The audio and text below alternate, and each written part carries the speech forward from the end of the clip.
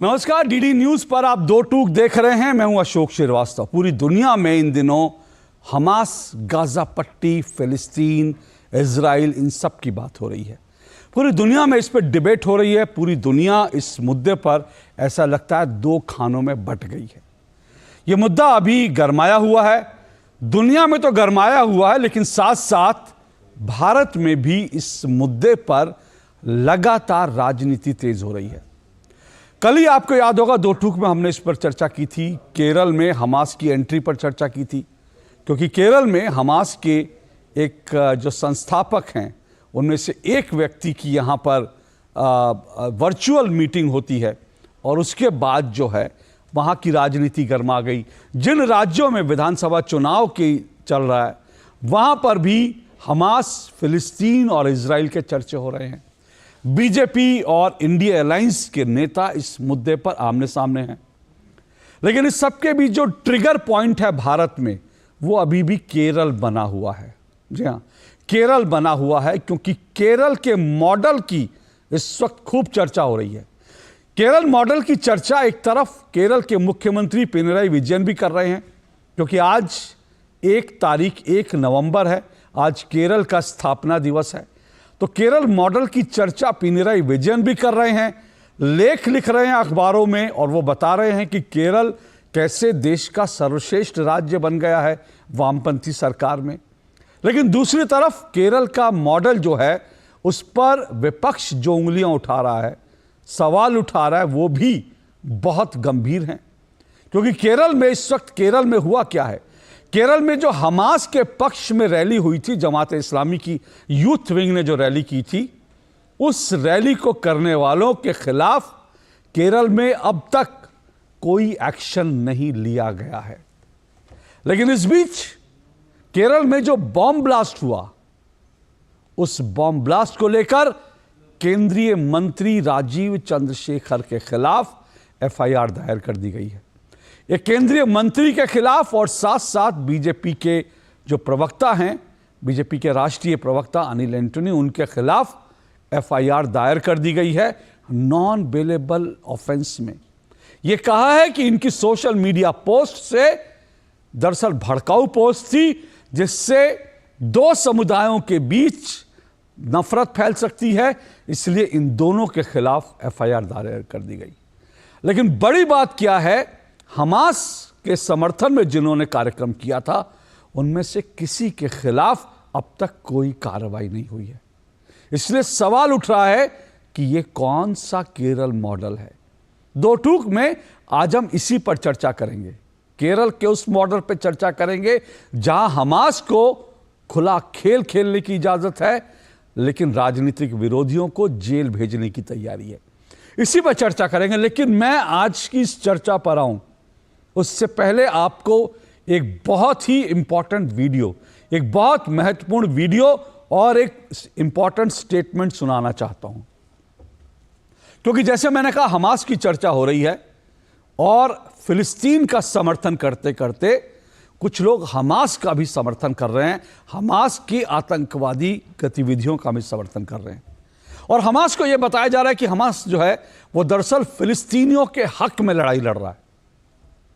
लेकिन मैं जो आपको वीडियो दिखा रहा हूं, जो सुनाने जा रहा हूं, वो हमास की जो असलियत है वो खोलने वाली है।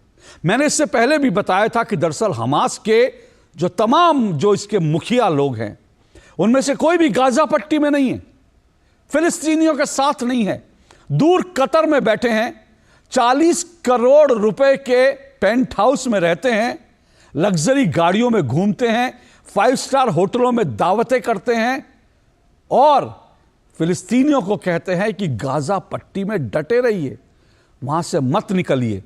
क्यों कहते हैं? क्योंकि गाजा पट्टी में जहां फिलिस्तीन के नागरिक रहते हैं, जहां फिलिस्तीन के नागरिक, जिन स्कूलों में बच्चे पढ़ते हैं, जिन हॉस्पिटल में फिलिस्तीन के नागरिक इलाज कराने के लिए जाते हैं, उन्हीं हॉस्पिटल के नीचे, उन्हीं स्कूलों के नीचे जो आतंक के अड्डे चल रहे हैं वो हमास के हैं। तो दरअसल हमास की जो पूरी स्ट्रैटेजी है ये अब समझ में आ रही है। लेकिन इस स्ट्रैटेजी को और ज्यादा समझने के लिए आपको छोटा सा वीडियो दिखा रहा हूं, और यह वीडियो किसी और का नहीं, यह हमास के जो संस्थापक हैं शेख हसन, हमास के संस्थापक, गौर से सुनिएगा, हमास के संस्थापक जिन्होंने हमास को जन्म दिया, खड़ा किया, हमास के संस्थापक शेख हसन के बेटे मोसाब हसन का है। और मोसाब हसन ने क्या क्या है ये आप सुन लीजिए एक बार, ताकि आपको हमास की असलियत समझ में आ जाए। उसके बाद मैं केरल मॉडल की भी चर्चा करूंगा, जहां हमास का खुला खेल है लेकिन राजनीतिक विरोधियों के लिए जेल है। आऊंगा इस पर, लेकिन पहले सुनिए।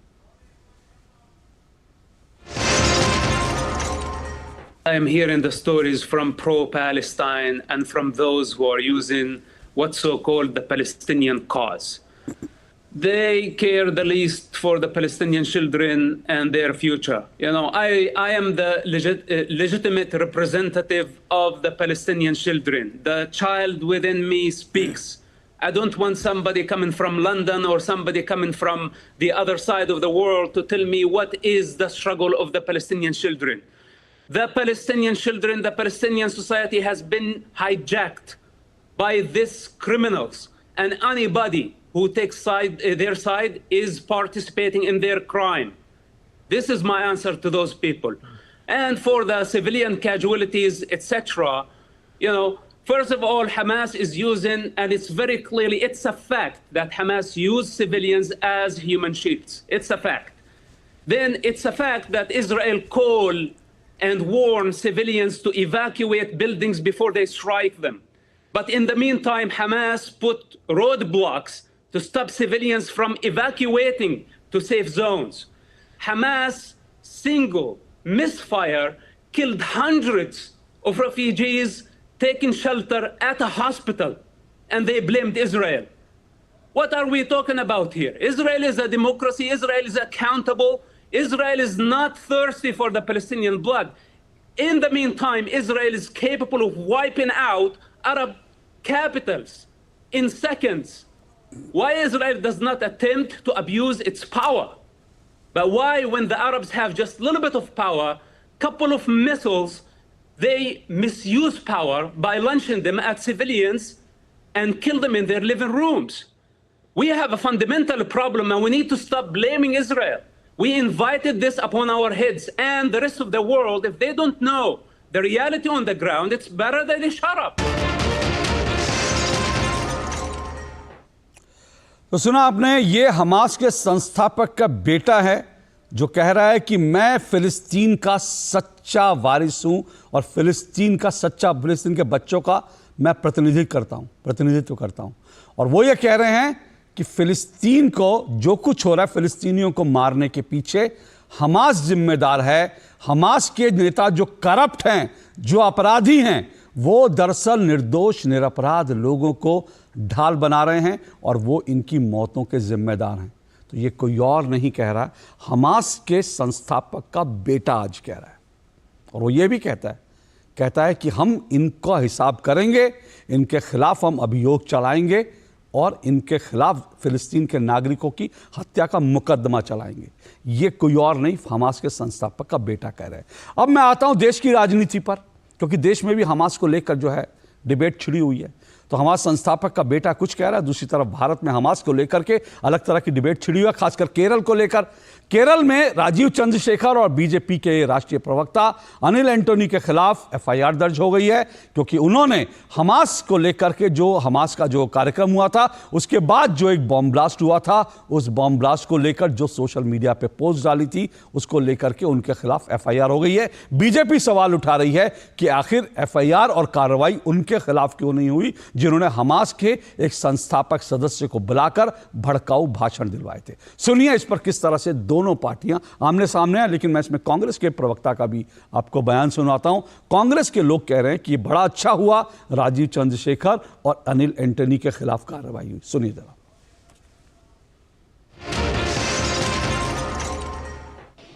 They were spreading hatred after an incident in Kalamassery. I visited the location. I spoke to the people that let them do their job, or the police. They have to investigate. They have to find out the solution. This is not the right time to make a conclusion. So we keep quiet. No going after the wild guess. So please keep quiet. But the central minister is a responsible person. He spread hate campaign. He's a responsible person. So we welcome the case initiated against him. The same thing also, Anil Antony also. Spread hatred things. And the case against him is also a welcoming thing. I don't think that the basic aim of CPM and the Chief Minister has been to create a wedge between communities in Kerala and through that create religious animosity and get one section of the society in favor of CPM. So, if Rajiv Chandrasekhar is being booked for his statement, the first statement that came out about this incident, linking this incident with Palestine and religious radicalism, is of the State Secretary of CPM. So no action is taken against him because it doesn't suit the Chief Minister's intentions, it doesn't suit the CPM's intentions of creating a wedge between communities and create a favorable or make a section of the community in favor of CPM. So taking a case against Rajiv Chandrasekhar, it suits them. That's why it is being done. Nothing else. They take no action against the organizers of the rally which was held in support of Hamas, where a radical element, Khalid Mashal, who speaks about global jihad, is invited and allowed to spew venom in the land of Kerala. On the other hand, Rajiv Chandrasekhar, a union minister, is booked with a false case. This is not the first time Kerala government under the left has exhibited such tendencies. They give a free run to radicals like PFI, other radicals who perpetrate Islamist jihad. On the other hand, they are quick to act against nationalists. This is an ulterior move by Pinarayi Vijayan to make radical forces happy. This is the hypocrisy and double standards of the CPIM government. Why the CPIM government, led by Mr. Pinarayi Vijayan, is not taking any case against the organizers who organized a pro-Hamas rally in Malappuram and participated a tall Hamas leader? Why they are keeping silence? Why they are not taking case against MB Govindan, who expressed that this is the Kalamassery blast is a terrorist move? So the hypocrisy and double standards are very clear. The CPIM government is trying to make ulterior forces, radical forces happy.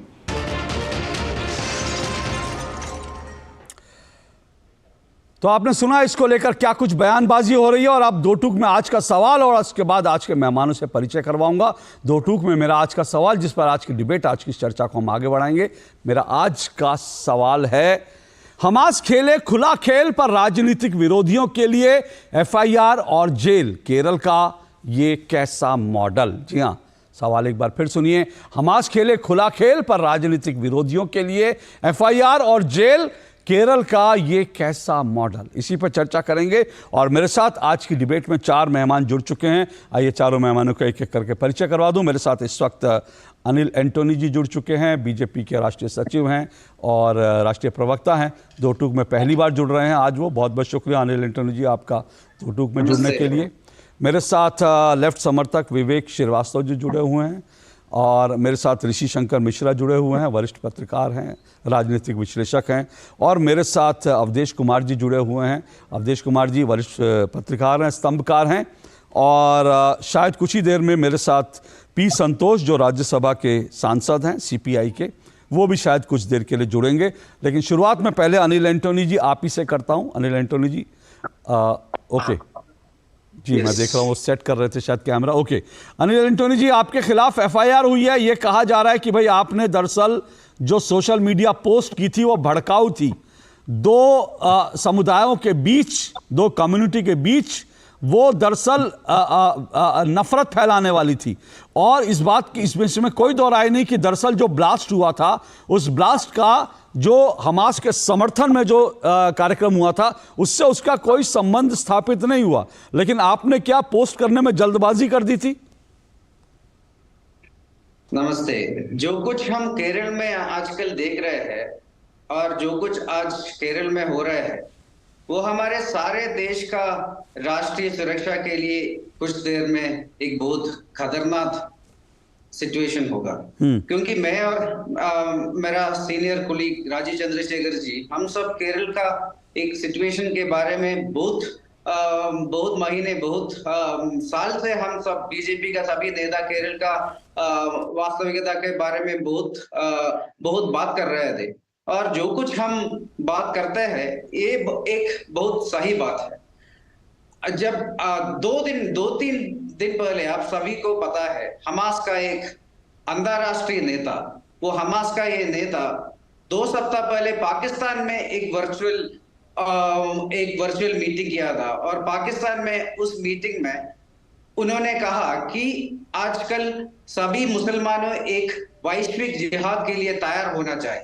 और इस Hamas नेता कुछ दिन के बाद, 2 दिन पहले केरल में आकर केरल में एक बहुत बड़ा क्राउड को वर्चुअली एड्रेस किया। इस समय भी केरल का सीपीएम पार्टी, कांग्रेस पार्टी और मुस्लिम लीग, इन तीनों पार्टी को इस समय भी कोई प्रॉब्लम नहीं था। केरल का मैं कुछ बात बताऊंगा। पहले 6 महीने में हमारे एनआईए केरल में at least half a dozen FIR वहां का आतंकवादियों के विरुद्ध किया है। एक केस हुआ 3 महीने पहले, एक आतंकवादी, उन्होंने केरल में आकर एक ट्रेन का बोगी, एक HPCL का एक प्लांट के पास एक ट्रेन का बोगी जलाना का कोशिश किया। और उस समय भी केरला पुलिस उसको नहीं पकड़ा। केरला पुलिस उसको पकड़ने के बाद कहा कि वो एक मेंटल पेशेंट है। और इस सिचुएशन के बाद फिर एनआईए जांच किया और एनआईए उसको पकड़ लिया, और वो कोई मेंटल पेशेंट नहीं था। उस समय भी केरला पुलिस और केरला का गवर्नमेंट ऐसे एक आतंकवादी को व्हाइट वॉश करने का कोशिश कर रहा था। और लास्ट 6 महीने में और कोई बहुत समस्या हुआ।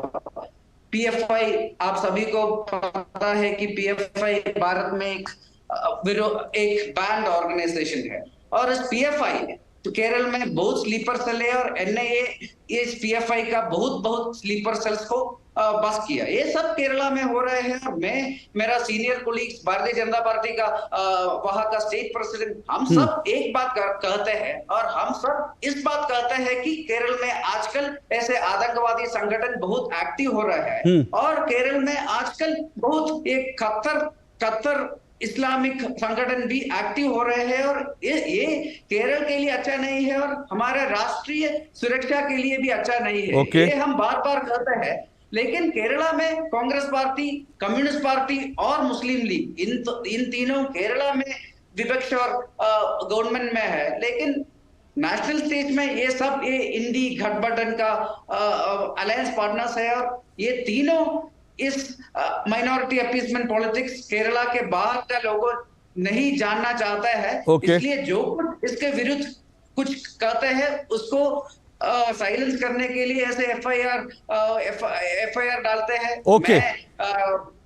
जी अनिल एंटोनी, मैं आपके पास आऊंगा। आप ये कह रहे हैं कि दरअसल आपने केरल की जो सिचुएशन थी उसकी तरफ इशारा किया था। केरल में लगातार जो है वहाँ पर इस्लामिक कट्टरपन बढ़ रहा है। वहाँ पर दरअसल में केरल में लगातार टेररिज्म से जुड़ी घटनाएं हो रही हैं। लेकिन सरकार जो है वहाँ पर, और सरकार क्यों, वहाँ आप कह रहे हैं कि जो विपक्ष भी एक तरह से है, यानी वहाँ पर वामपंथी, वहाँ पर कांग्रेस और इंडियन यूनियन मुस्लिम लीग, जमात इस्लामी, सब लोग मिलकर इस चीज़ को बढ़ावा दे रहे हैं। विवेक श्रीवास्तव जी, हमास को लेकर जिन लोगों ने पूरी कार्यक्रम आयोजित किया था, उनके खिलाफ कोई एक्शन नहीं होना, लेकिन तुरंत अनिल एंटोनी और राजीव चंद्रशेखर के खिलाफ जो एफआईआर हो जाना, ये क्या ये तुष्टीकरण नहीं है? नहीं, तुष्टीकरण कैसे है साहब? कैसे तुष्टीकरण है? आप बता दीजिए कैसे तुष्टीकरण है। अगर कोई सोशल मीडिया पे पोस्ट डालता है जिससे पुलिस को लगता है कि धार्मिक उन्माद फैल सकता है या कम्युनल पोस्ट है, लोग आपस में लड़ सकते हैं, तो इसमें तुष्टि सवाल आ गया। अगर आप ब्लेम कर रहे हैं एक पर्टिकुलर कम्युनिटी को एक ब्लास्ट के लिए जो अभी हुआ है, इन्वेस्टिगेशन चल रहा है, पता नहीं किसने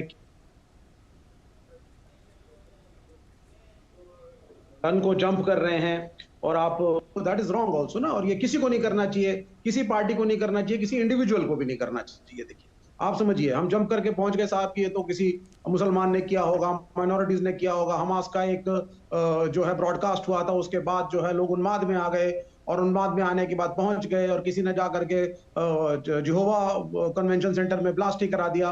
तो दिस इज नॉट करेक्ट। ये इस तरह की चीजों से देखिए देश में कहीं भी लड़ाई फैल सकती है, दंगा। We are a very complicated country, very complex country.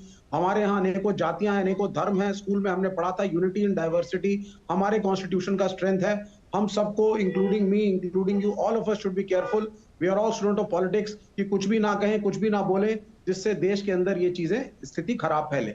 This is the basic thing जो मैंने भी पूरा जो ट्रेस आउट करा। This is what I came to no.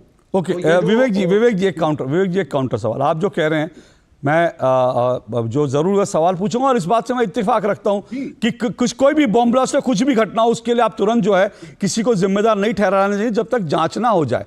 ठीक है, उसका जवाब जो है अनिल एंटनी देंगे। लेकिन मेरा जो सवाल का एक भाव है, मैं सिर्फ ये पूछ रहा हूं कि बड़ी अच्छी बात है, आपको लगा केरल में वहां पर राज्य सरकार को लगा, पुलिस को लगा कि ये जो पोस्ट हैं ये खराब हैं, इनसे नफरत फैल सकती है।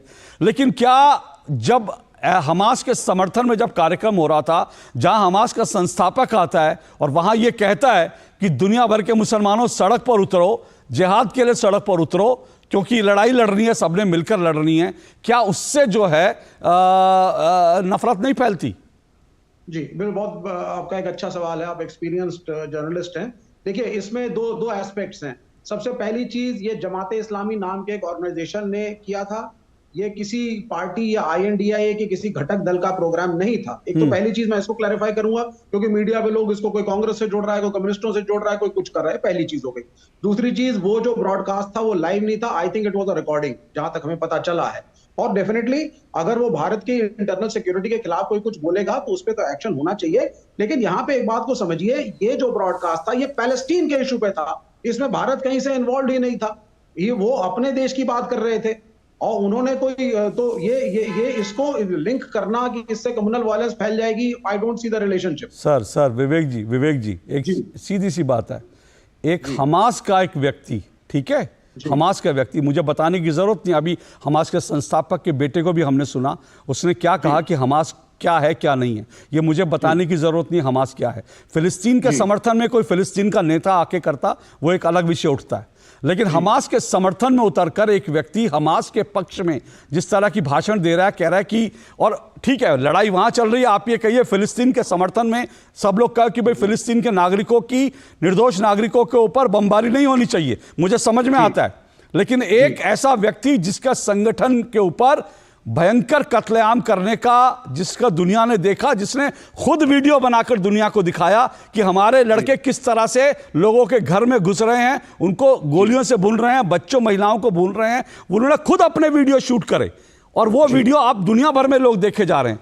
ऐसे संगठन का मुखिया आता है और वो भारत में मुसलमानों को कहता है कि जिहाद के लिए दुनिया भर के मुसलमान सड़कों पर उतर आओ। आपको नहीं लगता कि इससे कम्युनल टेंशन बढ़ेगी? नहीं, वो कहाँ, क्या हमारे भारत के खिलाफ तो कभी नहीं बोला। नहीं सर, भारत के खिलाफ नहीं, वो कह रहा है दुनिया भर के मुसलमान। एक मिनट सर सुनिए, वो ये कह रहा है, सर सुन लीजिए, वो ये कह रहा है दुनिया भर के मुसलमान सड़कों पर उतरो, जिहाद करो। क्या इससे नहीं, क्या ये भावनाएं भड़काना नहीं हुआ कि केरल में मुसलमानों की? आप दो चीजें सुन लीजिए इसके अंदर, let's be patient. First of all मैं आपको एग्जांपल दूंगा तालिबान का। हर चैनल पे, हर मीडिया पे, हर अखबार में, खासकर भारतीय जनता पार्टी, संघ परिवार जो है, इन लोगों ने जबरदस्त तरीके से, साहब तालिबानी सोच है और लेफ्ट समर्थन करती है और ऐसा और वैसा। आज वो एक पर्टिकुलर देश में सत्ता में आए हैं। आपकी गवर्नमेंट, हमारी गवर्नमेंट, मैं भी उसी देश का पार्ट हूं, हम उनसे ट्रेड भी करते हैं, वो भारत को समर्थन दे रहे हैं, पाकिस्तान के खिलाफ खड़े हुए हैं। तो इंटरनेशनल जियोपॉलिटिक्स में कल कौन सत्ता में आएगा जब पैलेस्टीन बनेगा, इसको भी थोड़ा सोच विचार में रखिए। इस वक्त Hamas is an elected elected body of that particular country, और उस कंट्री की एम्बेसी आपके देश में है, उसका एम्बेसडर यहां विराजमान है, और देश के लोग including our government officers are also constantly meeting him. Sir आप कह रहे हैं कि फिलिस्तीन, आप फिलिस्तीन और हमास को, आप कह रहे हैं कि फिलिस्तीन में हमास की सत्ता है? भाई इलेक्टेड है ना, नहीं, इलेक्टेड होना अलग बात है, लेकिन आप कह रहे हैं फिलिस्तीन में, हाँ अनिल एंटनी आ रहा हूं, आप कह रहे हैं फिलिस्तीन में हमास की सत्ता है?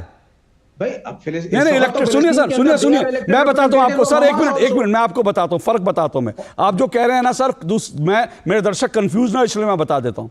एक सांसद हैं पंजाब के, और वो खालिस्तान का खुला समर्थन करता है, वो सांसद, मैं नाम नहीं बताऊंगा क्योंकि मुझे लगता है ऐसे व्यक्ति का नाम भी बताना मेरे लिए शर्मनाक है, लोगों ने उसको चुना होगा जहां चुना होगा, लेकिन पंजाब का एक सांसद है जो खुलकर खालिस्तान का समर्थन करता है, वो इलेक्टेड है। लेकिन इसका मतलब यह नहीं है कि अगर वो खालिस्तान के नाम पर कत्लेआम करेगा तो उसे यह माना जाएगा कि भारत सरकार उस खालिस्तान का समर्थन कर रही है। भारत की सरकार चुनी हुई, एक मिनट सुनिए सर, भारत में चुनी हुई सरकार होना और भारत में जिसकी सत्ता होना वो एक अलग विषय है, लेकिन कहीं पर किसी हिस्से में चुना जाना और उस पर पूरे उसके आधार पर एक पूरे संगठन को फिलिस्तीन का प्रतिनिधि बता देना, ऐसा कंफ्यूज मत कीजिए सर। हाँ, आपकी लॉजिक से तालिबान अगर सत्ता में है तो बहुत अच्छी बात है, और अगर कल हमास सत्ता में आता है और एक इंडिपेंडेंट पैलेस्टीन का स्टेट बनता है तो हम उससे बात नहीं करेंगे। क्या अशोक? नहीं, मैं बात किससे करे नहीं करे, मेरा इससे कोई कंसर्न नहीं है, ये मेरा विषय नहीं है, मेरा विषय नहीं है, लेकिन मैं ये कह रहा हूं, क्या हमास क्या फिलिस्तीन की चुनी हुई वहां की सत्ता है क्या? नहीं है ना। देखिए सुनिए, नहीं है ना, सुनिए, समझ लीजिए, एक मिनट रुकिए, 30 सेकंड्स आई नहीं। हाँ बोलिए। देखिए जो बाइडेन जो आज प्रेसिडेंट है, जब ये वाइस प्रेसिडेंट थे बराक ओबामा के, तो सब सॉल्यूशंस जब इजराइल और पैलेस्टीन के ढूंढे जा रहे थे तो उन्होंने कहा साहब 3 बिलियन का घाटा हो जाएगा हमारे व्यापार में। सर मुझे सर, मैं सुनिए सर, मैं फिलिस्तीन और इजराइल की लड़ाई के मुद्दे पर नहीं जाना चाहता, ठीक है ना? मैं उसमें नहीं, सुनिए मैं उसमें नहीं जाना चाहता। मेरा कंसर्न सिर्फ इतना है, जो कंसर्न है दुनिया का या फिर जो कंसर्न भारत का है, कि अगर एक ऐसा संगठन जो निरपराध लोगों की हत्या कर रहा है, उसके समर्थन में अगर कोई मुसलमानों को कह रहा है कि सड़कों पर उतर आओ, मेरा सीधा सा मानना यह है कि यह एक तरह का भड़काऊ भाषण है। आप नहीं मानते, आपकी अपनी सोच हो सकती है, मुझे लगता है यह भड़काऊ भाषण है। और अगर मुझे एक मिनट सर, मुझे समय दीजिए, मुझे लगता है भड़काऊ भाषण, आपको लगता नहीं भड़काऊ भाषण है? कोई बात नहीं, गलत है। आप यहां पे इसलिए गलत हैं सर, क्योंकि इस पृथ्वी पर कई डेकेड्स से सऊदी अरबिया, यूएई, जॉर्डन और जो सर ऐसा है, सुनिए विवेक जी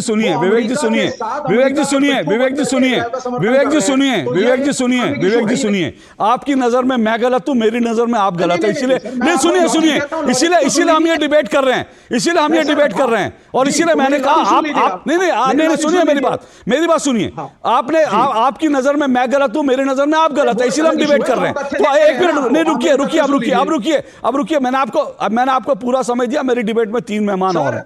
नहीं रुकिए, आपने 30 सेकंड मांगे थे, मैंने आपको 2 मिनट दिया। अनिल एंटोनी रिस्पॉन्ड कीजिए।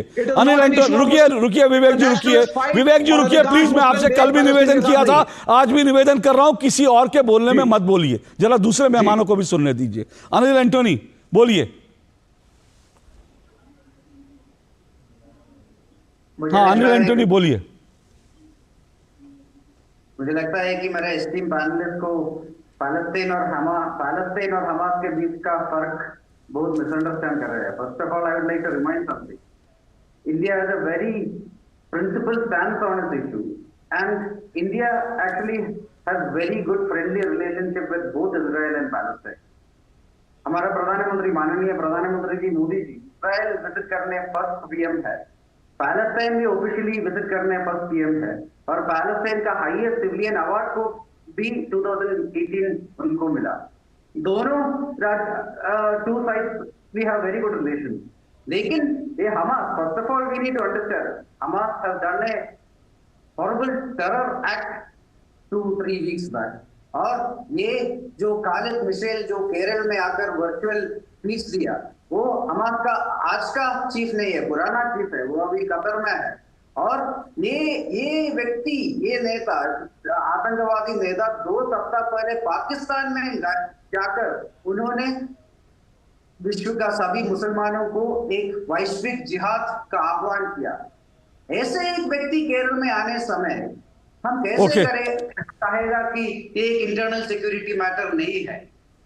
ओके अनिल एंटोनी जी, मुझे समय दीजिएगा 1 मिनट, मैं आपको समय दूंगा। मेरा आपसे सवाल भी है अनिल एंटोनी जी, मुझे एक ब्रेक लेना है क्योंकि वो मेरा टाइम बाउंड ब्रेक है, मुझे लेना है। मैं अनिल एंटोनी जी आपके पास ये सवाल लेकर जरूर आऊंगा जो उठाया कि आपने क्या, आपकी सोशल मीडिया पोस्ट ने क्या आपने पहले ये तय कर लिया था कि इस बॉम्ब ब्लास्ट का जिम्मेदार कौन है, क्योंकि एफआईआर इसी बेस पर हुई। मैं आपसे सवाल पूछूंगा लेकिन उससे पहले हाँ मैं आऊंगा आपके पास, मुझे एक ब्रेक लेना है। ब्रेक के बाद मैं बाकी 2 मेहमानों के पास भी आऊंगा क्योंकि बड़ा सवाल यह है कि हमास को क्या हम फिलिस्तीन का चुना हुआ, फिलिस्तीन का प्रतिनिधि मान सकते हैं? क्या हम ये मान सकते हैं कि फिलिस्तीन और हमास एक ही है? क्या हम ये मान सकते हैं, जबकि हमास के संस्थापक का बेटा खुद कह रहा है कि फिलिस्तीन के लोगों की जो हत्याएं हो रही हैं, मारे जा रहे हैं, उसके लिए अगर कोई जिम्मेदार है तो हमास है, जो करप्ट है और जो सीधा सीधा अपराधी है। मैं आऊंगा इस ब्रेक के बाद।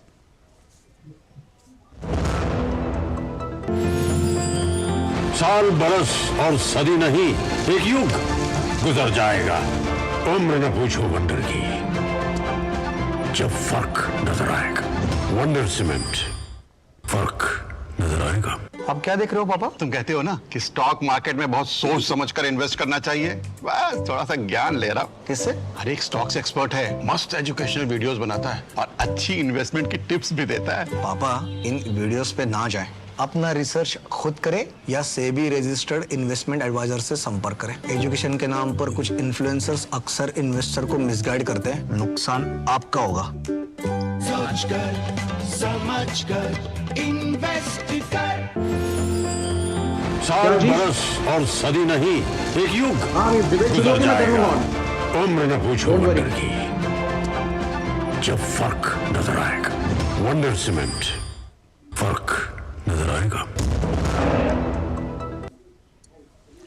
दो टुक आप देख रहे हैं। दो टुक में आज हम चर्चा कर रहे हैं कि केरल का ये कैसा मॉडल है जिसके लिए पिनराई विजयन मुख्यमंत्री जो है वो लेख लिख रहे हैं और बता रहे हैं कि केरल बड़ा शांति प्रिय और जहां पर कोई सांप्रदायिक नफरत नहीं है, ऐसा राज्य है। लेकिन आंकड़े कुछ और कहते हैं और दूसरी तरफ ये भी है कि केरल में ही सीधा सीधा वहां पर हमास के जो संस्थापक है उसको खुली छूट मिलती है कि वो आता है और लोगों को भड़काता है कि सड़कों पर उतरिए और सड़कों पर उतर करके जो है जिहाद कीजिए, लेकिन उसके खिलाफ कोई कार्रवाई नहीं होती। उसके लिए कार्यक्रम आयोजित करने वालों के खिलाफ कोई कार्रवाई नहीं होती, लेकिन बीजेपी के नेताओं और बीजेपी के और केंद्रीय मंत्री के खिलाफ कार्रवाई हो जाती है। इन्हीं सब पर चर्चा कर रहे हैं। 4 मेहमान मेरे साथ जुड़े हुए हैं। अनिल एंटोनी बीजेपी के राष्ट्रीय प्रवक्ता हैं, विवेक श्रीवास्तव लेफ्ट के विचारक हैं, अवधेश कुमार जी है मेरे साथ, वरिष्ठ पत्रकार हैं, ऋषि शंकर मिश्रा राजनीतिक विश्लेषक है। अवधेश कुमार जी, क्या फिलिस्तीन का प्रतिनिधित्व हमास करता है, इसलिए हमास के नेताओं को भारत में बिल्कुल खुली छूट मिलनी चाहिए, वो कहीं भी आए, भाषण दें, जिहाद के लिए कहें, उससे कोई फर्क नहीं पड़ता, उससे तो कोई चिंता का विषय नहीं है? अशोक जी, पहले तो यह स्पष्ट कर दूं कि अभी केरल पुलिस का ही बयान है, जरा ये मैं विवेक जी के लिए बता रहा हूं कि केरल पुलिस ने अभी जो धमाके हुए थे उसमें हमास के हाथ की भी आशंका व्यक्त की है। वहां के डीजीपी का बयान है। बड़ी खबर आप दे रहे हैं जी। ये डीजीपी का बयान आया है कि भैया ये जो है विस्फोट के लिए ये हो सकता है कि इस वो विस्फोट में उसकी भी हाथ हो और 10 सदस्यीय इसको उसने कमेटी बनाई है उसके जांच के लिए। अच्छा, दूसरा यह है कि केरल सरकार जो है, जो मुख्यमंत्री पिनराई विजयन है, असल में एफआईआर तो उन पर दर्ज होना चाहिए था ना। वो यहाँ बैठे हुए थे, दिल्ली में विरोध प्रदर्शन कर रहे थे फिलिस्तीन के खिलाफ, और जैसे ही विस्फोट हुआ कि उन्होंने कहा कि पूरा केरल फिलिस्तीन के मामले पर एकजुट है। अगर इस एकजुटता को तोड़ने के लिए विस्फोट हुआ है तो फिर इसको स्वीकार नहीं किया जाएगा। अगर मान लीजिए जो अभी पकड़ में आया है डोमिनिक मार्टिन, वही रिस्पॉन्सिबल है, तो केरल के मुख्यमंत्री का यह बयान क्या कहता है?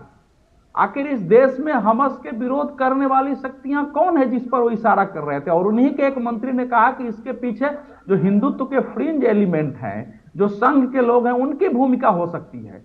तो अगर ये नहीं है तो एफआईआर तो उन पर होना चाहिए ना, दोनों लोगों पर, जो उन्होंने एक बयान दिया है। केरल की सरकार इस समय जब जैसे ही इजराइल हमास में युद्ध शुरू हुआ, केंद्र ने सभी राज्यों को अलर्ट भेजा। केरल सर्वाधिक संवेदनशील राज्य है इस मामले में, क्योंकि खाड़ी में वहां के ज्यादा लोग रहते हैं, अनेक वहां आतंक के मॉडल्स पकड़े गए हैं। तो उनको विशेष सूचना कुछ राज्यों को दी, अलर्ट किया कि आपके यहां कुछ भी हो सकता है। इसके बावजूद 2000 लोगों की प्रार्थना सभा हो रही है, स्वयं ईसाइयों में उस संस्थान को लेकर विरोध है। एक दिन पहले खालिद मसेल का भाषण हो चुका है और केरल सरकार ने पर्याप्त सुरक्षा की व्यवस्था नहीं की। तभी तो आईईडी लेके कोई आदमी अंदर गया और 3 जगह लगा दिया है। तो जब आपके अपना फेलियर है तो उसको छिपाने के लिए किसी के एक ट्वीट पर मुकदमा कर दे रहे हैं और कह रहे हैं कि वो जहरीले हैं। तो ये तो अपनी विफलता को छिपाने के लिए इस समय केरल सरकार क्या कर रही है? केरल सरकार ने पिछले ही दिनों राष्ट्रीय स्वयंसेवक संघ के मंदिरों में होने वाली गतिविधियों को बैन करवा दिया। वहां के देवस्थान बोर्ड है जो केरल सरकार के नियंत्रण में, 1200 मंदिर आते हैं। वो कह रही है कि आरएसएस जो है रात में हथियारों की ट्रेनिंग देते हैं और ये वहां मंदिरों में अलाउ नहीं किया जाएगा। ये बात 2016 में भी कहा वहां के मंत्री ने, 2021 में कहा, और पिछले 7 सालों में एक भी प्रमाण नहीं आया है कि आरएसएस ने किसी मंदिर में हथियार की, अवैध हथियार की ट्रेनिंग दी। अगर दी है तो उनकी सरकार थी, वो पकड़ के लाए। तो केरल सरकार इस समय केवल मुस्लिम वोटों के लिए, आगामी चुनाव के लिए और स्वयं को पहले की तरह कम्युनिस्ट कहने के लिए कि हम कम्युनिस्ट हैं, इस समय सबसे ज्यादा अगर रैलियां हो रही है तो केरल में हो रही है। और विवेक जी कह रहे हैं कि केवल वो जो था ये जमाते इस्लामी का था। मैं एक घटना और बता रहा हूं, कोझिकोड में एक रैली हुई है, वो इंडियन यूनियन मुस्लिम लीग ने आयोजित की थी, जो उसमें कांग्रेस के नेता सब लोग शामिल हुए। शशि थरूर ने केवल एक लाइन कहा कि इजराइल पर 7 अक्टूबर का हमारा जो है टेररिस्ट अटैक था, वहां हंगामा शुरू हो गया और अगले मीटिंग से उनका नाम काट के हटा दिया गया। ये वहां केरल की अभी स्थिति पैदा हुई है, लेकिन ये चीजें दिखाई वहां के वाम मोर्चा को नहीं दे रहा है, उसको फ्रिंज एलिमेंट दिखाई दे रहा है। अब चूंकि एनआईए जांच कर रही है और उसमें एनआईए को कुछ चीजें, नई चीजें मिल रही है, वो सरकार के पास वो जा रही है, तो उससे ध्यान बटाने के लिए ये स्थिति लाई जा रही है वहां। इसलिए मेरा तो मानना यह है कि भारतीय जनता पार्टी को, जो जैसे अनिल एंटनी है, बाकी है, इन सब को पी विजयन के खिलाफ और वहां के जो संस्कृति मंत्री हैं जिन्होंने बयान दिया है, इन दोनों के खिलाफ वाकई एफआईआर दर्ज करना चाहिए, इनके खिलाफ कोर्ट में जाना चाहिए। ये आवश्यक लड़ाई है, क्योंकि आप किस आधार पर एक संगठन को हथियारबद्ध संगठन बना रहे हैं। दूसरा, अगर वहां भाषण हुआ, सब जानता है कि मल्लपुरम में जो भाषण हुआ है वहां बुलडोजर के हिंदुत्व के खिलाफ आह्वान हुआ, उसके भाषण पर तालियां बज रही हैं। तीसरी बात कि जो ये कह रहे हैं, क्या मैं पूछता हूं कि इस समय फिलिस्तीन लिबरेशन अथॉरिटी का एक आदमी गाजा में है जो वहां की अधिकृत सरकार है? एक आदमी है, बताए विवेक श्रीवास्तव की, उसका एक कोई प्रतिनिधि। ये हमास जो है 2003 से लेकर 7 तक जो फिलिस्तीन लिबरेशन अथॉरिटी के लोग जीते थे चुनाव में, ज्यादातर को मार डाला, इसने ज्यादातर की हत्या कर दी। और जो यासर अराफात साहब मारे गए, जो उनको पता चला कि जहर दे दिया गया है, उनकी पत्नी जो है वहां से भाग गए, उसने आरोप लगाया, उसमें भी हमास के हाथ की बात हो रही है। और हमारे देश में जिसको फिलिस्तीन लिबरेशन ऑर्गेनाइजेशन के सपोर्ट करने वाले लोग आज उस हमास का सपोर्ट कर रहे हैं, जिसने उसके ज्यादातर सांसदों को, मैं दोबारा कह रहा हूं, ज्यादातर जीते हुए प्रतिनिधियों को मार डाला और जबरदस्ती कब्जा किया है। वहां वो सिर घुमा रहे हैं। 2003 से 7 तक के बीच की घटनाएं एक बार देख लीजिए कि उन पर हमले हो रहे थे। यासर अराफात को किसने मारा है? अभी तक उसकी जांच जो हो रही है, कहां जा रही थी? तो भारत में कम्युनिस्ट पार्टियों का इसी कारण पतन हुआ है। तो हमास से ये जो प्यार है, ये समझ से परे है। हमास से इतनी मोहब्बत जो है समझ से परे है। लेकिन मैं 1 मिनट रुकिएगा, मुझे ऋषि शंकर मिश्रा के पास जाना, मैं आऊंगा, रुकिए। ऋषि शंकर मिश्रा, उन्होंने सवाल मुझसे पूछे हैं, तो अगर आप 30 सेकंड दें तो मैं इनको काउंटर कर देता हूं। बोलिए 30 सेकंड जी। 30 सेकंड। अवधेश भाई सुनिए ध्यान से। अब जो बाइडेन जो आज प्रेसिडेंट है यूनाइटेड स्टेट्स ऑफ अमेरिका के, आप सुन लीजिए पहले। जो बाइडेन जो आज प्रेसिडेंट है, जब वाइस प्रेसिडेंट थे बराक ओबामा के, तो कहा था अगर इजराइल जो है, अगर ये इशू समाप्त होकर के शांति आ जाएगी तो 3 बिलियन। अरे सर हमास के बैकग्राउंड, सर उन्होंने वो कह रहे हैं, सर यहाँ पे हमास की लेजिटिमेसी पे बात हो रही है। यहाँ पे हमास की लेजिटिमेसी, हमास को किसने, हमास को कौन भड़का रहा है, कौन फंडिंग कर रहा है, वो दूसरा विषय हो सकता है। यहाँ हमास क्या फिलिस्तीन है, ये आपने विवेक जी आपने उठाया था कि हमास को फिलिस्तीन बता दिया, अवधेश जी ने उसको काउंटर किया, उसका जवाब दीजिए ना कि हमास फिलिस्तीन कैसे है? वो भी एक वहां का संगठन है। नहीं, एक संगठन है ना, एक संगठन है ना, वो कह रहे हैं वो एक संगठन, सर एक संगठन होना, सर सुनिए, एक संगठन होना और पूरा देश का प्रतिनिधित्व करना, दोनों में जमीन आसमान का अंतर है सर। एक संगठन होना और सरकार का, एक मिनट रुकिए, मुझे ऋषि शंकर मिश्रा के पास जाने दीजिए, मुझे ऋषि शंकर मिश्रा के पास जाने दीजिए, एक मिनट रुकिए, दोनों की आवाज नीचे कीजिए, अवधेश जी की और विवेक जी की आवाज नीचे, मुझे ऋषि शंकर मिश्रा के पास जाना। मैंने पहले ही कहा, देखिए मैं चिल्ला चिल्ली नहीं चाहता। ऋषि शंकर मिश्रा, पहले तो मैं ये समझना चाह रहा हूं हमास को लेकर इतना प्यार जो है वो क्यों है? हमास को लेकर ये प्यार क्यों है? फिलिस्तीन का कॉज समझा जा सकता है, लेकिन हमास को लेकर प्यार क्यों है? क्या यह तुष्टीकरण है? देखिए अशोक जी, विवेक जी हमारे अच्छे मित्र हैं और कई बार इनके बातों से मैं सहमत रहता था, सहमत रहता भी हूं, लेकिन पहली बार मुझे दुख हो रहा है कि हमास जैसे आतंकवादी संगठन का समर्थन विवेक जी कर रहा है। शायद ही कोई भी विचारधारा का लोग होगा हिंदुस्तान में जो हमास जैसे संगठन का सपोर्ट करेगा।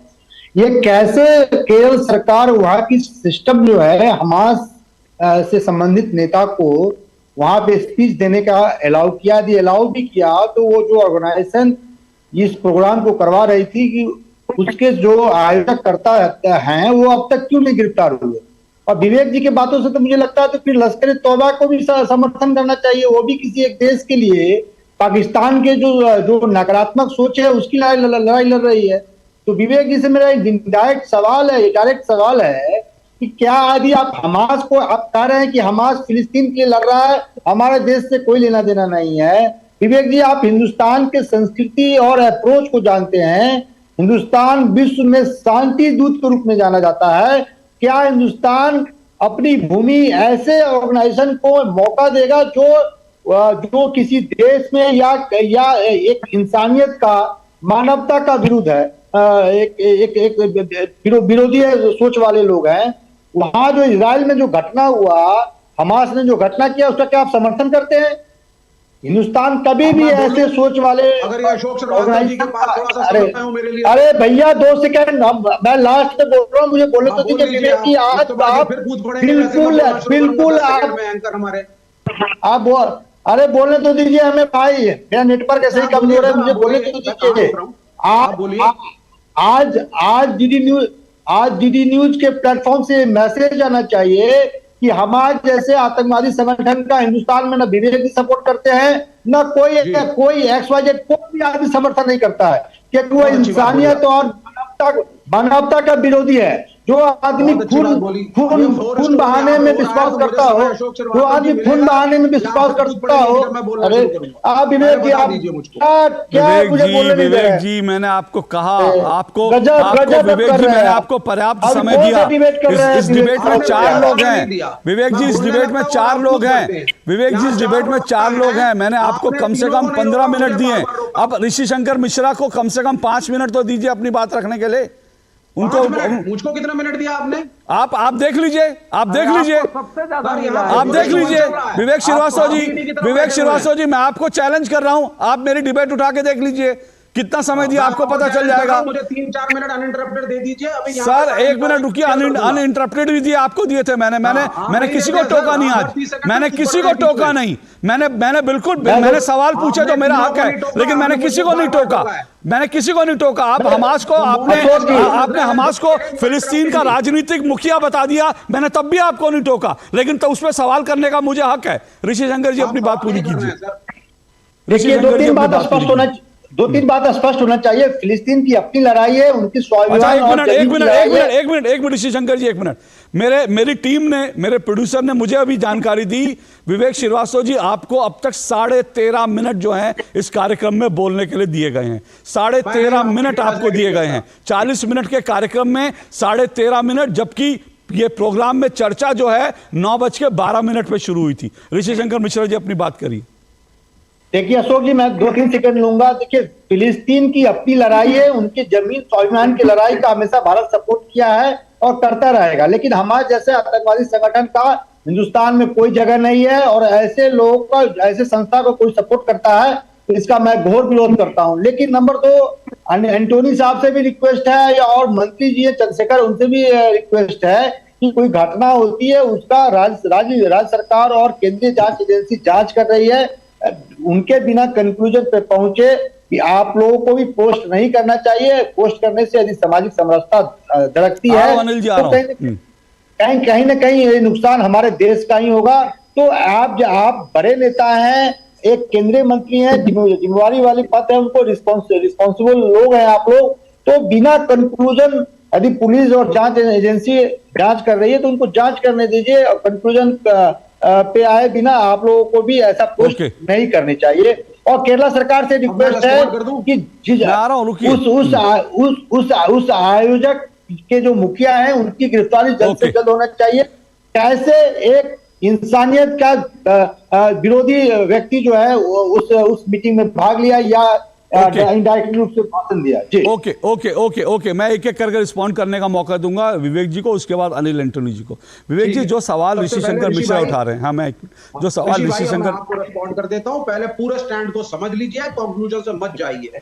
यूनाइटेड नेशंस के सेक्रेटरी जनरल का वक्तव्य है, और वही चीज, वही एंडोर्स यहाँ की पार्टियां भी कर रही हैं जो विपक्ष में है, कि हम अक्टूबर 7 को हुए हमले की निंदा करते हैं, सबने करी है, कोई ऐसा नहीं है जिसने नहीं करी है। लेकिन जो यूनाइटेड नेशंस के सेक्रेटरी जनरल ने कहा है वही हम कहते हैं, it should not be seen, यही उनके शब्द हैं, it should not be seen in a vacuum. आपको 70-75 साल से रोज जो इजरायली वायलेंस है उसको भी साथ में नोट करना पड़ेगा। सर विवेक जी मेरा सुनिए, आपको इजराइल को विवेक जी, मेरी बहस का मुद्दा ये है ही नहीं। विवेक जी, मेरी बहस का ये मुद्दा है ही नहीं जो आपने बोला। मेरी बहस का ये मुद्दा, विवेक जी एक मिनट, विवेक जी मैं आपको रिस्पॉन्ड करने का मौका दे रहा हूं ना, लेकिन जो मुद्दा उन्होंने उठाया ऋषि शंकर मिश्रा ने, आपने उस पर बोला ही नहीं। आप जो मुद्दा उठा रहे हैं उससे मुझे नहीं लगता कि कोई भी, मेरे सुनिए विवेक जी, आप जो बात कर रहे हैं उससे कोई भी ना इत्तेफाकी नहीं रखेगा। सवाल ये उठ रहा है, आप हमास के समर्थन में खड़े हुए हैं और आप ये कह रहे हो, ऋषि शंकर मिश्रा ने सही कहा कि कल को आप कहेंगे पाकिस्तान लश्कर ए तैयबा का संगठन है, पाकिस्तान लश्कर ए तैयबा का संगठन है, तो इसका मतलब कि लश्कर ए तैयबा को पाकिस्तान मान लेना चाहिए हमें, और इसलिए पाकिस्तान मान के लश्कर तैयबा के लोगों को पासपोर्ट देना चाहिए, लश्कर तैयबा के लोगों को भाषण करने की इजाजत देनी चाहिए, लश्कर तैयबा के लोगों को एड देना चाहिए भारत को। कमाल की गजब की बात कर रहे हैं आप। हमास के समर्थन में इतने अंधे मत हो जाइए, हमास के समर्थन में इतने अंधे मत हो जाइए, हमास के समर्थन में इतने अंधे मत हो जाइए। अनिल एंटोनी रिस्पॉन्ड कीजिए, अनिल एंटोनी, ओके, अनिल एंटोनी रिस्पॉन्ड कीजिए। अनिल एंटोनी, सवाल आपसे सिर्फ यही है, सवाल अनिल एंटोनी आपसे सिर्फ ये है कि आप, भाई रुकिए एक मिनट, मैं नहीं चिल्ला-चिल्ली करना चाहता। अनिल एंटोनी, आपसे सवाल ये है कि आपने पहले ही जो है ये पोस्ट कर दिया, जो ट्रिगर पॉइंट बना, आपको वेट करना चाहिए था जांच का। आप बीजेपी के राष्ट्रीय सचिव हैं, राष्ट्रीय प्रवक्ता हैं, और राजीव चंद्रशेखर जी तो मंत्री हैं। क्या आपको नहीं लगता कि आपको किसी जांच नतीजे तक पहुंचने से पहले इस तरह की पोस्ट नहीं करनी चाहिए थी? नहीं, एक्चुअली ये सब एक मिसअंडरस्टैंडिंग है। आप मेरा राजीव जी का पोस्ट ये सब देखिए, बीजेपी का कोई नेता ये ब्लास्ट के बाद किसी कम्युनिटी के बारे में नहीं कहा। हमने कहा कि एक आतंकवाद इंसिडेंट है और उसको जांच करना चाहिए, और जब एनआईए और एनएसजी इसका इन्वेस्टिगेशन शुरू किया, हम सब इसको वेलकम किया।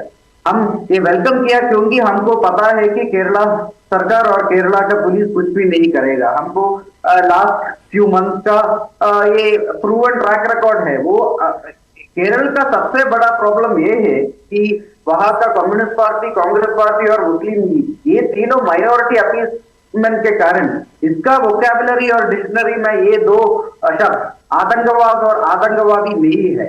वो माइनॉरिटी अपीसमेंट के कारण ये दोनों शब्द एक बार भी नहीं कहना चाहता है।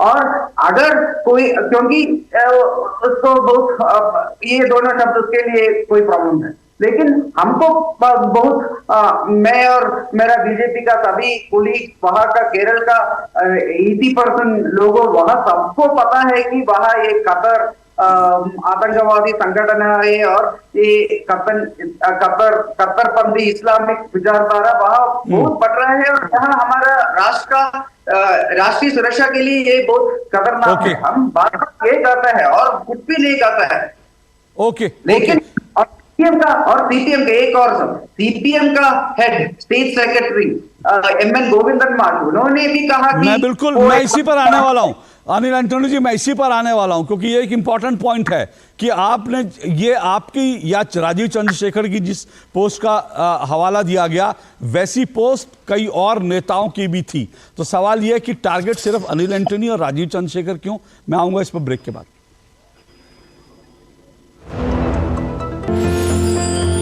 साल बरस और सदी नहीं, एक युग गुजर जाएगा। उम्र न पूछो वंडर की, जब फर्क नजर आएगा। वंडर सीमेंट, फर्क नजर आएगा। अब क्या देख रहे हो पापा? तुम कहते हो ना कि स्टॉक मार्केट में बहुत सोच समझ कर इन्वेस्ट करना चाहिए, बस थोड़ा सा ज्ञान ले रहा हूं। किससे? हर एक स्टॉक्स एक्सपर्ट है, मस्त एजुकेशनल वीडियोस बनाता है और अच्छी इन्वेस्टमेंट की टिप्स भी देता है। पापा इन वीडियोस पे ना जाएं, अपना रिसर्च खुद करें या सेबी रजिस्टर्ड इन्वेस्टमेंट एडवाइजर से संपर्क करें। एजुकेशन के नाम पर कुछ इन्फ्लुएंसर्स अक्सर इन्वेस्टर को मिसगाइड करते हैं, नुकसान आपका होगा। सोच कर समझ कर इन्वेस्ट कर। दादी, आज भी आपकी चाय की दुकान बंद थी? 1 महीने से बीमार हूँ, काम बंद और इलाज का खर्चा अलग। आयुष्मान कार्ड नहीं बनवाया? नाम सुना है, कहाँ बनवाना है, कैसे बनवाना है, इस उम्र में भाग दौड़। कार्ड अभी बन जाएगा। आयुष्मान ऐप पर जाकर अपना या परिवार के सदस्य का नाम लाभार्थी सूची में ढूंढें, आधार, ओटीपी या फेस ऑथ द्वारा ऑथेंटिकेट करें, डिटेल्स भरें, अब मोबाइल से फोटो खींचकर अपलोड करें। बन गया। अब ठीक होकर अपने हाथ की चाय पिला दो। और एक प्रकार से पीएम जय अब गरीबों की जय बन गई है। 5 लाख तक के मुफ्त उपचार की गारंटी, स्वास्थ्य का वरदान आयुष्मान। साल बरस और सदी नहीं, एक युग गुजर जाएगा। उम्र न पूछो वंडर की, जब फर्क नजर आएगा।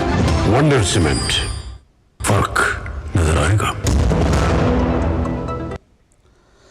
दो टुक आप देख रहे हैं, दो टुक में हम केरल मॉडल की चर्चा कर रहे हैं जहां पर हमास को लिए खुला खेल है, लेकिन जो राजनीतिक विरोधी हैं उनके लिए एफआईआर और जेल है। इसी पर हम चर्चा कर रहे हैं। अवधेश जी, जो इंपॉर्टेंट एक बिंदु जो अभी अनिल एंटोनी उठाना चाह रहे थे, मैं उसी पर आऊंगा क्योंकि इंटरेस्टिंग बात क्या है, कांग्रेस ने 4 लोगों के नाम दिए थे।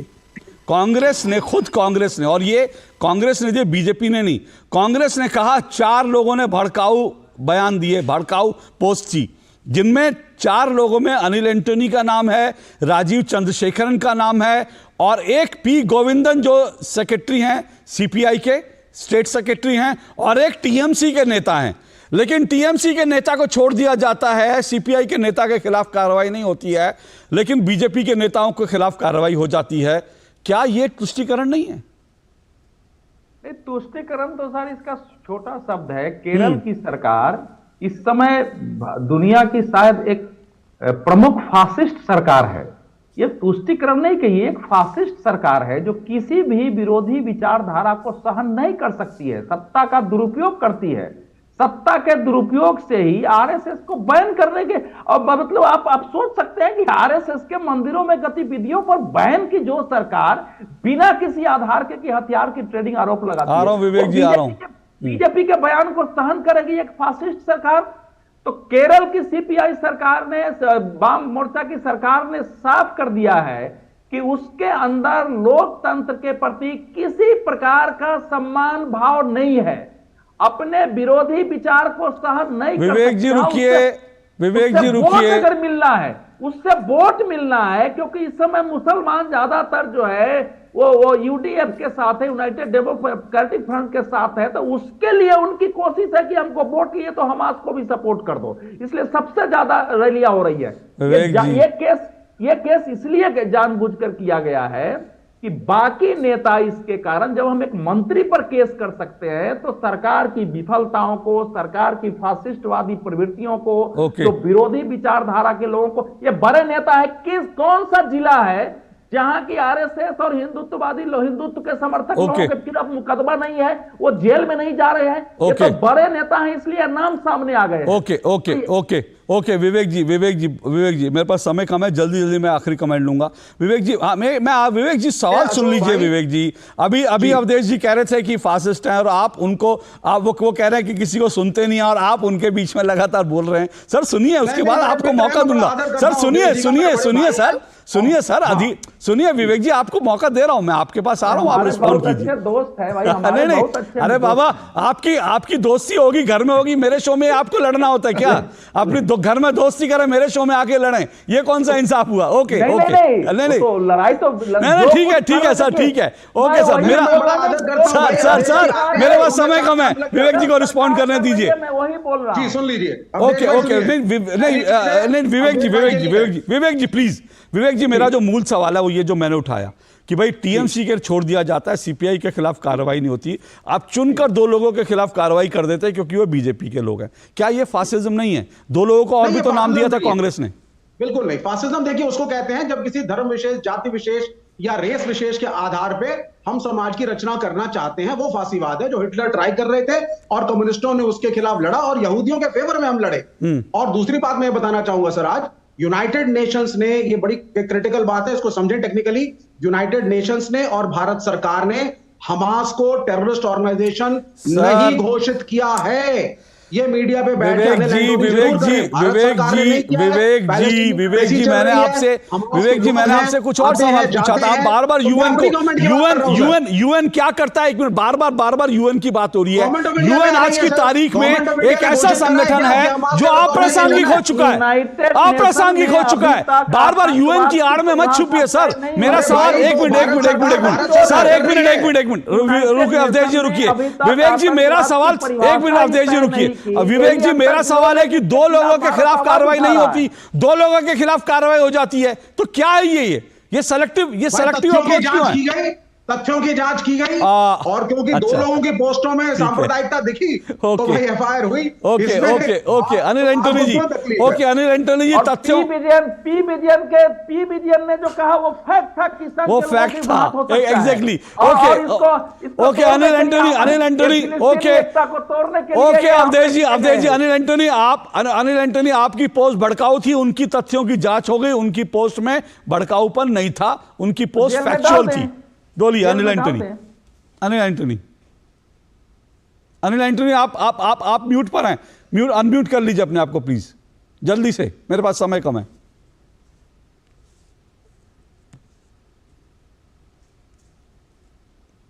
नहीं मुझे लगता है आपके ऑडियो में कुछ प्रॉब्लम है। ओके ऋषि शंकर मिश्रा, आपका आखिरी कमेंट। ये 2 लोगों को ये क्या फैक्चुअल जांच हुई है? ये क्या फैक्चुअली? देखिए मैंने उन लोगों का पोस्ट नहीं देखा है, यदि पोस्ट में इस प्रकार का ही कंटेंट है जैसा अनिल एंटोनी और या राजीव चंद्रशेखर जी के पोस्ट में है, तो बिल्कुल कार्रवाई होनी चाहिए। और मैं अंत में